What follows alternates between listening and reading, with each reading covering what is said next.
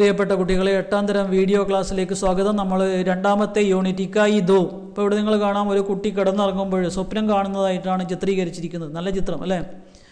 സപ്നെ വേ സച്ച് നഹി ഹോത്തെ ജോ സോത്തെ വക്ത് ദേഖെ ജാത്തെ ഹൈ, സപ്നെ വേ സച്ച് ഹോത്തെ ഹൈ ജിൻകെ ലിയേ ആപ് സോന ചോട് ദേത്തെ ഹൈ. ഇത് അന്തരിച്ച മുൻ രാഷ്ട്രപതി APJ അബ്ദുൽ കലാമിൻ്റെ വാക്കുകളാണ്. സപ്നെ വേ സച്ച് നഹി ഹോത്തെ ജോ സോത്തെ വക്ത് ദേഖെ ജാത്തെ ഹെ. നമ്മൾ ഉറങ്ങുന്ന സമയത്ത് കാണുന്ന സ്വപ്നങ്ങളല്ല സത്യമായി തീരുന്നത്. പിന്നെയോ സപ്നെ വേ സച്ച് ഹോത്തെ ഹെ ജിൻകെ ലിയേ ആപ് സോന ചോട് ദേത്തെ ഹെ. ഉറക്കം ഉപേക്ഷിക്കുക എന്ന് പറഞ്ഞാൽ ഉറക്കം ഉപേക്ഷിച്ച് കഠിനമായി പരിശ്രമിക്കുമ്പോഴാണ് നമ്മുടെ സ്വപ്നങ്ങൾ യാഥാർത്ഥ്യമാകുന്നത്. അപ്പോൾ നമ്മൾ ഒരു സ്വപ്നത്തിന് വേണ്ടി കഠിനാധ്വാനം ചെയ്യുമ്പോഴാണ് അത് യാഥാർത്ഥ്യമാകുന്നത്. അപ്പോൾ ഇവിടെ നമ്മുടെ കവിത സുഖദുഃഖ്, ഹിന്ദിയിലെ പ്രശസ്തനായ കവി സുമിത്രാനന്ദൻ പന്തിൻ്റെ സുഖദുഃഖ് എന്ന് പറയുന്ന കവിതയാണ് നമ്മളിവിടെ പഠിക്കാൻ പോകുന്നത്. അതിൽ കുറച്ച് സംസ്കൃത വാക്കുകളുള്ള കവിതയാണിത്. പഠിക്കാൻ കുറച്ച് ശ്രദ്ധിക്കണം. മേ നഹി ചാഹത്ത ചിരസുഖ്, മേ നഹി ചാഹത്ത ചിരദുഃഖ്, സുഖദുഃഖ് की खेल मिच्छौनी खोले जीवन अपना मुख, सुख दुख के मधुर मिलन से यह जीवन हो परिपूरन, फिर घन में ओझल हो शशि, फिर शशि से ओझल हो घन.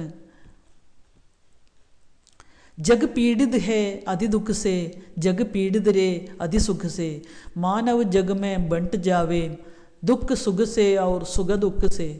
अविरत दुख है उत्पीड़न, अविरत सुख भी उत्पीड़न, दुख सुख की निशा दिवा में सोता जागता जगजीवन. यह सांच उषा का आंगन, आलिंगन विरह मिलन का, चिरहास अश्रुमय आनंद रे इस मानव जीवन का. നമുക്ക് ഇതിൻ്റെ മീനിങ്സ് ഒന്ന് നോക്കാം.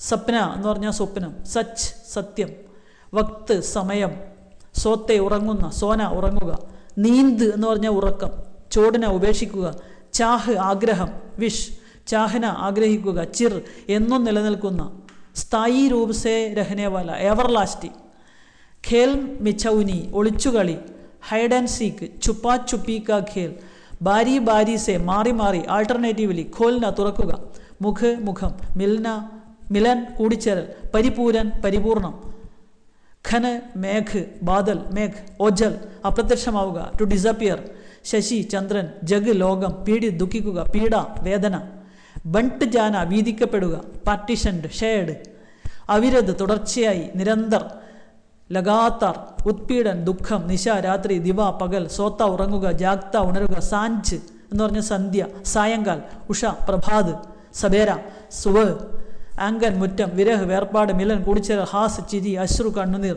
ആനന്ദ് മുഖം മുഖ് ചേഹര. അപ്പോൾ നമുക്ക് അടുത്തത് നോക്കാം. सुख दुख नामक कविता का लेखक कौन है? ശ്രീ സുമിത്രാനന്ദൻ പന്ത്. നമുക്ക് നോക്കാം സുമിത്രാനന്ദൻ പന്തിനെ കുറിച്ച് എന്തൊക്കെയാണ് പറയുന്നത് നോക്കാം. ശ്രീ സുമിത്രാനന്ദൻ പന്ത് का जन्म कुमायून के कौजानी ग्राम में, ഗ്രാം എന്ന് പറഞ്ഞാൽ ഗാവ്, 20 മൈ 1900 को हुआ. അപ്പോൾ 1900 അദ്ദേഹം ജനിച്ചത്. ഇപ്പോഴും ജീവിച്ചിരിപ്പുണ്ടായിരുന്നെങ്കിൽ 120 വയസ്സുണ്ടായേനെ അല്ലേ?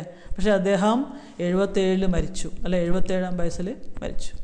7 വർഷ की आयु में अपने सर्वप्रथम छंद रचना की. 7 വയസ്സിൽ അദ്ദേഹം ആദ്യത്തെ കവിത എഴുതി. ഛന്ദ് എന്ന് പറഞ്ഞാൽ വൃത്തം അല്ലെ, കവിതകൾക്ക് വൃത്തം ഉണ്ടാവും, കവിത എഴുതി. 1921 में महात्मा गांधी की प्रेरणा से पढ़ाई छोड़ दी.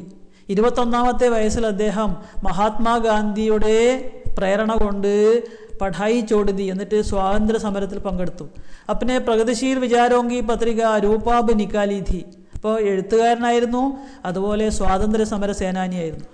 1942 को लोकायतन नामक सांस्कृतिक पीढ़ की योजना बनाई. 1950 में ആകാശവാണി से संबंध हुए. 1950 അദ്ദേഹം ആകാശവാണി റേഡിയോയുമായി ബന്ധപ്പെട്ട് ജോലി ചെയ്തു. പിന്നെയോ 28 दिसंबर 1927 എന്താണ്? 67 को आपकी मृत्यु हुई।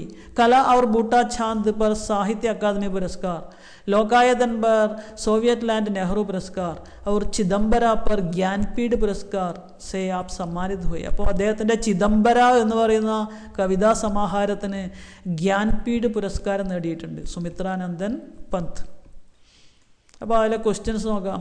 क्या कवि अपने जीवन में हमेशा सुख चाहता है? नहीं. क्या कवि अपने जीवन में हमेशा दुख चाहता है? नहीं. कवि क्या कहता है? कवि केवल सुख या केवल दुख नहीं चाहता है, जीवन में सुख और दुख दोनों हो, सुख दुख का मधुर मिलन चाहता है. सुख दुख के मधुर मिलन से जीवन परिपूर्ण हो जाता है. यहाँ सुख और दुख के मिलन को कवि क्या कहते हैं? മധുർ മിലൻ कहते हैं. ജീവിതത്തിൽ സുഖവും ദുഃഖവും രണ്ടും ഉണ്ടാവും. സുഖം മാത്രം അല്ലെങ്കിൽ ദുഃഖം മാത്രം എന്നല്ല, രണ്ടും കൂടിച്ചേർന്നതാണ് ജീവിതം. जीवन कैसे परिपूर्ण हो जाता है? सुख दुख के मधुर मिलन से हमारा जीवन परिपूर्ण हो जाता है. सुख दुख के मधुर मिलन से हमारा जीवन कैसे हो जाता है? परिपूर्ण हो जाता है. सुख दुख की खेल में चौनी खोले जीवन अपना मुख. इन पंक्तियों का आशय क्या है? सुख और दुख हमारे जीवन में आते जाते रहते हैं. हमारे जीवन में सुख और दुख बारी बारी से आ जाते हैं. जीवन में सुख और दुख छुपा छुपी का खेल खेल रहे हैं. छुपा छुपी का खेल, छुपना എന്ന് പറഞ്ഞാൽ ഒളിപ്പിക്കുക, ഒളിക്കുന്നതാണ് खेल में चौनी. इस प्रकार जीवन आगे बढ़ते हैं. जीवन में सुख और दुख दोनों का आना और जाना स्वाभाविक समझकर उनको स्वीकार करना है. खोले जीवन अपना मुख, इसका तात्पर्य क्या है? सुख दुख के खेल के बीच जीवन अपना मुख खोल देता है. अर्थात सुख और दुख जीवन में आते जाते रहते हैं. इस प्रकार जीवन आगे बढ़ते हैं. അതായത് മുഖ് ഖോൽന എന്ന് പറയുന്നത് സുഖവും ദുഃഖവും ജീവിതത്തിൽ മാറി മാറി വരും. അപ്പോൾ നമ്മളെ ജീവിതം എപ്പോഴും എന്ത് ചെയ്യുന്നു? മുമ്പോട്ടേക്ക് പോയിക്കൊണ്ടേയിരിക്കുന്നു. फिर घन में ओजल हो शशि, फिर शशि से ओजल हो घन. यहाँ घन और शशि किन किन के प्रतीक है? इस कविता में कवि ने अनेक प्रतीकों का प्रयोग किया है. ये सब सुख और दुख के प्रतीक है.